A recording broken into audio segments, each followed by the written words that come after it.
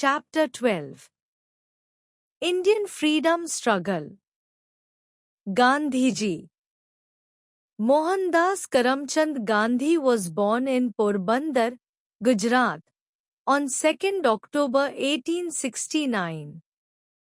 He went to study law in England and later practiced successfully as a lawyer in South Africa. At that time, the South African government practiced a policy called apartheid. According to this policy, the non-white people were considered inferior and were treated badly. Gandhiji protested against this policy using the unique method of non-violence, which proved very effective. His efforts forced the South African government to agree to several important demands of the non-whites. After that, Gandhiji returned to India in 1915. Rowlatt Act. Around the time Gandhiji returned home, the British had introduced a new law called the Rowlatt Act in 1919. This law allowed the British government to jail people without a trial. Gandhiji started the Satyagraha movement against this unjust law. People took out peace marches to protest this unjust law. The movement was always non-violent. Protesters were often brutally beaten, but they refused to strike back. Jallianwala Bagh Massacre. On 13th April 1919, about thousands men of India gathered at an enclosed park named Jallianwala Bagh in Amritsar, Punjab, for a peaceful public meeting. The British commander of the army in Punjab, General Dyer, ordered his troops to fire at the people. The soldiers blocked the only exit from the park so that people could not escape. The incident shocked the entire country and also some British. Dyer was forced to resign in March 1920. In July 1920, however, the House of Lords in Britain pardoned Dyer. Non-cooperation movement.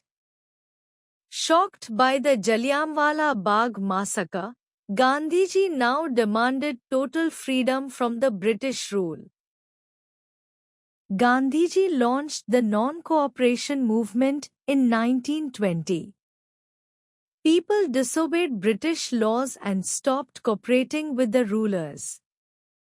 Gandhiji's method was based on non-violence and thus all protests were carried out peacefully. Chauri Chaura incident took place in Gorakhpur in 1922 where the people killed 22 policemen by setting the police station on fire, led to the withdrawal of the movement by Gandhiji. Simon Commission. The growing freedom movement put the British government under pressure. In 1927, it sent a 7-member team called the Simon Commission to study the situation in India. The people were angry that the commission, to decide the fate of India, did not include a single member from India. The people of India boycotted the commission and raised the slogan Simon Go Back. Civil disobedience movement. The British imposed a tax on salt production to control the trade of salt in India. In 1930, Gandhiji led a movement to produce salt without paying the tax. He organized the Salt Satyagraha March, popularly known as the Dandi March, which started from the Sabarmati Ashram in Ahmedabad. Gandhiji and his followers walked 320 kilometers in 24 days, finally picking up a lump of sea salt from the Arabian Sea. The Dandi March was a very significant challenge to the British rulers, and it gave rise to the more widespread civil disobedience movement. People defied laws, boycotted British goods, and even faced bullets silently. The Quit India movement. In August 1942, Gandhiji asked the British to quit India. All people of India were called to do or die in their struggle for freedom. The Indian National Army. Subhash Chandra Bose believed that independence could only be achieved by fighting the British. He formed the Azad Hind Fauj, also known as the Indian National Army, which was composed at first of soldiers of India who had been captured as prisoners of war by Japan. Later, many volunteers joined the Azad Hind Fauj. Subhash Chandra Bose gave the slogan Jai Hind. With this slogan, the volunteers of the Azad Hind Fauj fought against the British. The Azad Hind Fauj fought the British forces bravely in northeast India and later in Burma, now Myanmar.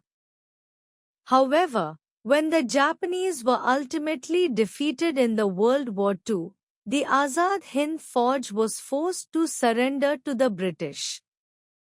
Bose was reportedly killed in a plane crash in 1945. India wins freedom.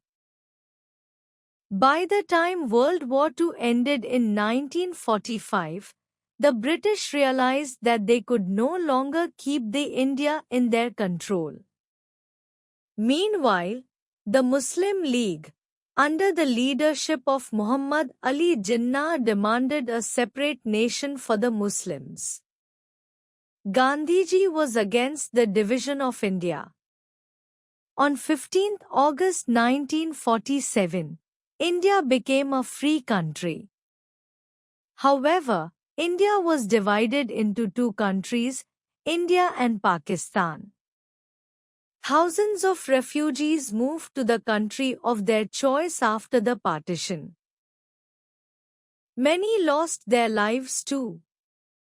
Dr. Rajendra Prasad was elected the first president and Pandit Jawaharlal Nehru was elected the first Prime Minister of independent India. Mahatma Gandhi did not wish for any post in the government. His dream of united India had been shattered.